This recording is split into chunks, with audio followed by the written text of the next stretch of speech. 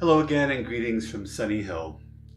One of the things that I've said recently several times in several different ways is that it seems that our entire nation, perhaps our entire world, is going through the grief process at this particular time.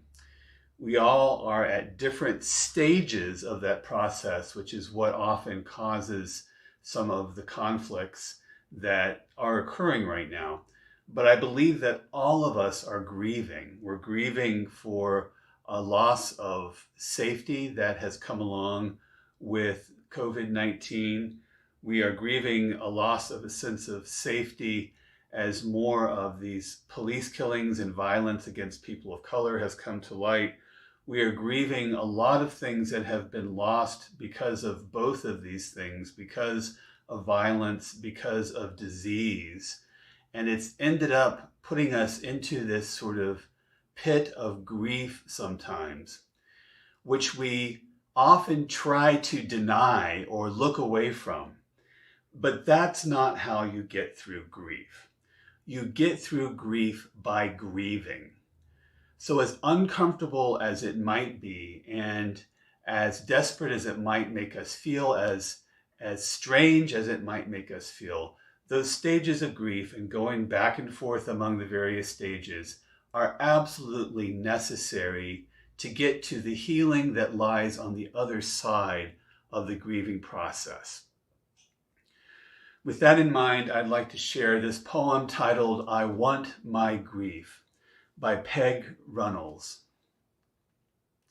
I want my grief to be brilliant, fast, and gone, like Mozart or Stevie Ray, like fireworks, boom, flash. Ooh, okay, done, let's go. I want my grief to be brave. Hurts more now, heals faster. Grandma said, pouring salt on a skinned knee. I want to stand up to grief, stand it down like the tiny man big tank in Tiananmen Square. Because if I am brave, bold, salty, open enough, the tank, the bleeding, the tears will stop sooner, I tell myself. But grief laughs, humbles me. I lose keys, break cups, get lost. Asked at CarMax, why are you selling this car?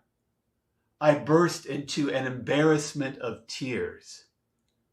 A friend says, one doesn't have grief. Grief has you. We wrestle to the mat, I'm pinned. But sometimes I break free, break patterns instead of dishes, start to write myself a new story, to fling myself toward yes. Begin to say, oh, now this. Observe what life brings. Reframe. Say, I'm not wrestling with grief. We're dancing. So I put my right foot in and turn myself about.